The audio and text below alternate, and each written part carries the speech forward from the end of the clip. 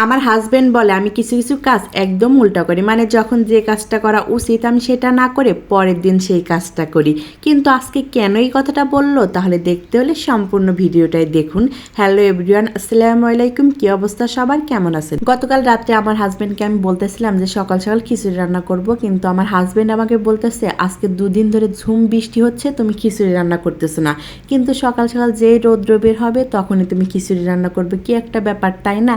তখন আমি জামাইকে বললাম আপনি তো জানেনই আমি একঘাট সবসময় উল্টা বুঝি, মানে যখন যে কাজটা করা উচিত আমি সেটা করি না। সে আমাকে খুব ভালোভাবে বোঝে।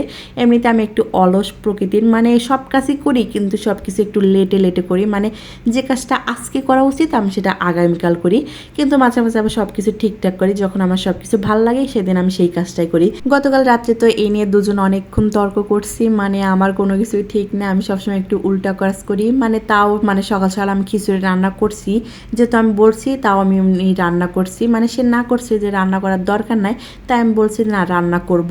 তাই এদিকে সকাল সকাল উঠে এসে তারপর আমি এখানে খিচুড়িটা বসিয়ে দিলাম, একদম লেটকা খিচুড়ি রান্না করব।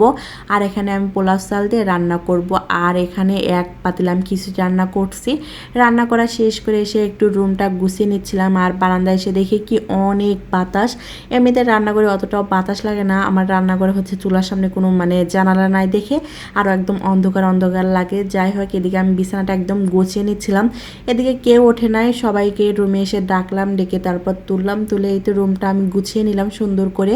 রুমটা গুছিয়ে তারপরে এভাবে গুছিয়ে রাখলে কখনোই গোছানো থাকে না, কারণ আমার মেয়েটা একদম এলোমেলো করে রাখে। এখন হচ্ছে সে একা একাই বিছানায় উঠতে পারে, তারপর উঠে সব কিছু তো এলোমেলো করে। যাই হোক, গুছিয়ে তারপর চলে আসলাম খেতে। এই তো খাওয়া দাওয়া করতেছিলাম, কিন্তু হঠাৎ করেই দেখি এত সুন্দর বৃষ্টি নামছে, আমার তো খুব ভালো লাগতেছে। আর আমি আমার হাজবেন্ডকে বলতেছিলাম দেখেন আমাকে গতকাল রাত্রে বকাবকি করছেন, আর এখন দেখেন কি সুন্দর বৃষ্টি নামছে।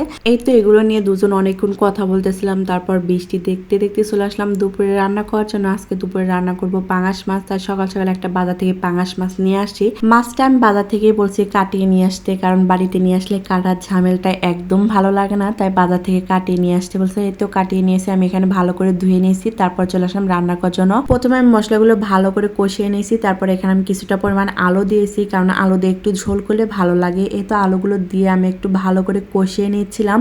তারপরে এখানে আমি মাছগুলো দিয়ে দেবো, কিন্তু এই পাঙাশ মাছটা রান্না করলে আমাদের বাড়িতে একটা সমস্যা, দুজন মানুষ খায় না, তাই তাদের জন্য আবার অন্য কিছু রান্না করতে হয়। কিন্তু আজকে যে পরিমাণ গরম পড়ছে, আমি যে কিভাবে রান্না করতেছি শুধু আমিই জানি।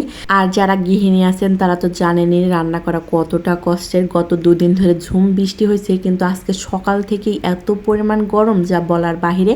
কিন্তু বৃষ্টি হচ্ছে তারপরে গরমটা যাচ্ছে না। যাই হোক, আমার মাছগুলো কষানো হয়ে গেছে, তারপর এখানে পরিমাণ মতো ঝোল দিয়ে আমি ঢাকনা দিয়ে দেবো। কিন্তু মানে ঝোল দেওয়ার সময় আমি একটু বুঝতেছি আমার কড়াইটা একদম ছোটো হয়ে গেছে, মাছের তুলনায় কড়াই ছোটো হয়ে গেছে। তাই পরে আমি কড়াইটা চেঞ্জ করে নিয়েছি, মানে এত ছোটো কড়াইয়ে রান্না করাটা খুব আমার কাছে কষ্টের মনে হয়, তাই পরে আমি কড়াইটাও চেঞ্জ করে নিয়েছি। আর এদিকে হচ্ছে সেই দুজন ব্যক্তির জন্য আমি একটু মানে রুই মাছ বের করে 4 পিস রুই মাছ বের করছি, সেটা একটু হালকা ভেজে নিয়েছি। তারপর তাদের জন্য একটু আলু দিয়েও ভুনা করব।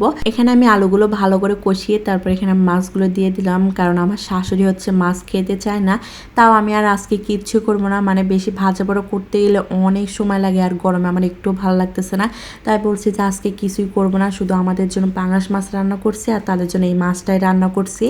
এই তো আমি মাছগুলো একটু ভালো করে কষিয়ে তারপর এখানে আমি ঝোল দিয়ে দিলাম। আর এদিকে আমার পাঙাশ মাছটাও মানে হয়ে গেছে, আর একটু ঝোলটা কমলে আমি নামিয়ে নেবো। এই তো রান্না বান্না শেষ করে একটু ছাদে গেছিলাম, ছাদে গিয়ে দেখি অনেকগুলো আম পেকে আছে, তাই আমগুলো পেরে নিলাম। এই তো সবকিছু মিলে আজকের ভিডিওটা এখানেই শেষ করলাম। সবাই ভালো থাকবেন, সুস্থ থাকবেন। ভিডিওটা ভালো লাগলে অবশ্যই একটা লাইক করে যাবেন। আল্লাহ হাফেজ।